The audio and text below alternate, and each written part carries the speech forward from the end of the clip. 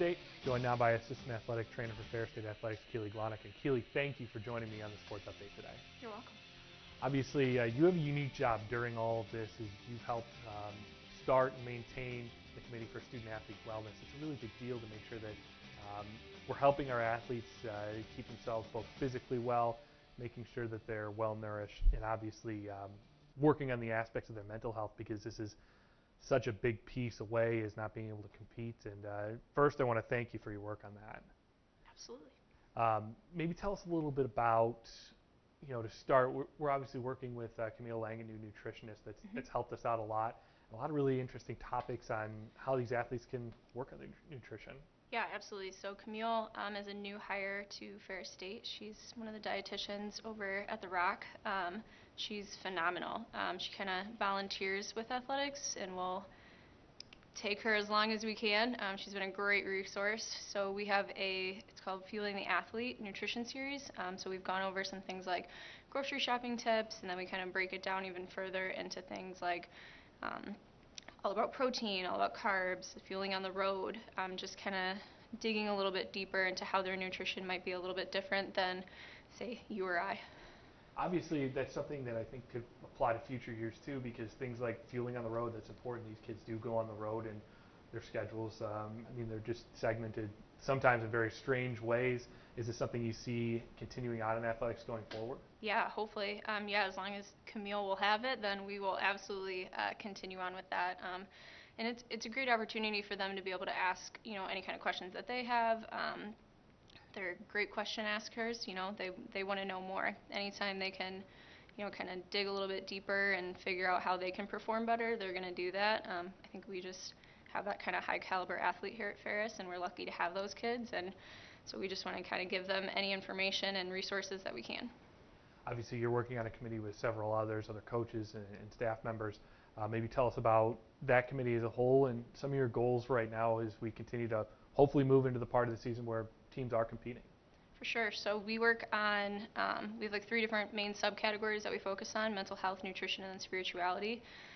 I work with, so on our committee is obviously Camille, and then we have Pastor Mike, Kim Hancock, who's our faculty athletic representative, and then we have a couple of the assistant coaches and a head coach or 2 on there as well, just kind of get different opinions on there.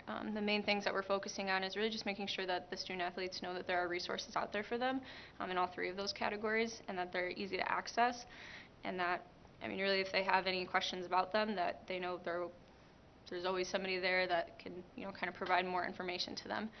Some future things that we're looking into are putting out an athlete cookbook, just kind of more events really to get them, involved with each other. I think a lot of times, especially with teams, your team is like your little mini family, but also as an athletic department, we're a big family, right? So just kind of venturing into those extended families and making sure that we're all supporting each other as family. Obviously, this is a good thing to get up off the ground while teams aren't competing, and hopefully it continues into the part of life that we're eventually going to reach where things are a little bit more normal. For you, have you seen any change in the athletes, their behaviors, and the way maybe they're engaging and asking questions about some of these things? Yeah, I think right now, I think as people, we're always like go, go, go, go, go. And as athletes, there's always a schedule, right? You wake up, you do this, you go to class, you have practice at this time, you go here, we're on the road, and it's constant movement and mental activity for them. So then, with COVID, it almost kind of like everything was just like calmed down. And I was like, what do I do now? So I think this kind of just brought to light a better, just kind of more thought for them, like, oh, well, now that I am slowed down, what do I, how can I start focusing on my nutrition, and how can I start, looking a little bit deeper into my mental health? And I think a lot of times, especially with mental health, as an athletic trainer, if somebody hurts their knee, somebody hurts their ankle, they have us, they come to us. But in terms of mental health, not everybody thinks like, oh, well, maybe I'm not feeling how I want to feel, so maybe I should put a little focus on my mental health too. But that's something that we want to kind of break that stigma with, for sure. Obviously, the athletes, they're really just trying to stay engaged with something, because as we talked about, suddenly we have to stop. There's not a lot going on in terms of games. As they go forward, do you think this helps serve them later in life? Because you're an athlete for a certain amount of time, and some go on to play professionally, but at some point in time, there's going to come a time when you're not an athlete for a living anymore, and I imagine this has probably got to help them with that. Yeah, that's for sure. A long-term goal for us. I mean, I'm sure every athlete will tell you, once an athlete, always an athlete, right? But there's definitely a time in life, where you're not competing at the same level that you are. I mean, whether you've moved on to, a rec league or something like that, or a community softball team or something. But we want to make sure that they're still knowledgeable about nutrition and how to do that. And then obviously, moving forward with mental health, even if they became a coach later on, they can kind of start relaying that. So I think everything trickles, and if we can, kind of instill some of those values into them, that mental health happens for everybody, whether you're an athlete or not, and no matter what part of life you're at, it's, we're all happy, sad, we all have emotions, we all go through different things, and just kind of how to deal with those, I think, is important. Obviously, the athletes are used to training on a certain schedule. Every year they're used to, this week is, training testing week, and you can do all the conditioning testing. And now, obviously, it's gotten moved down the road a little bit as these kids get back to training and hoping for competition.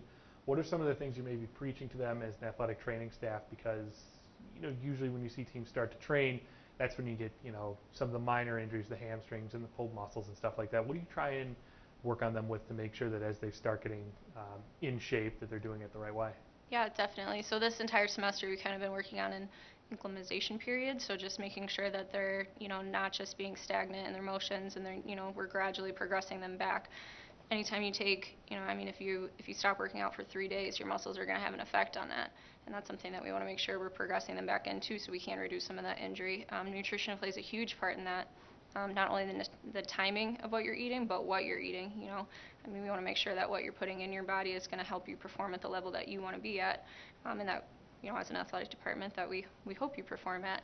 And then, I mean, hydration is always a huge thing. I think a lot of times, people are like, oh, drink more water, but, it's a little bit more than that. You got to add electrolytes, and making sure that, if you're sweating a lot at workouts, that you're still adding even more water.